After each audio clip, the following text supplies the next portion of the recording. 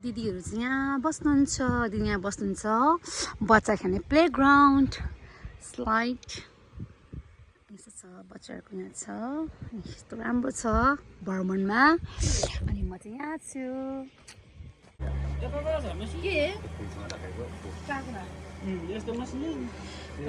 बेबीहरू बनाउँदै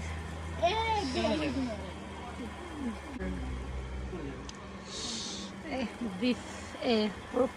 दाजु हुन्छ यहाँनिर यो आदि दिएको ज्याकेट हराएर नि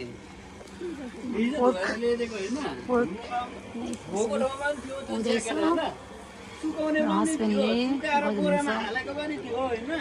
बारी हो बारी यहाँ छु आज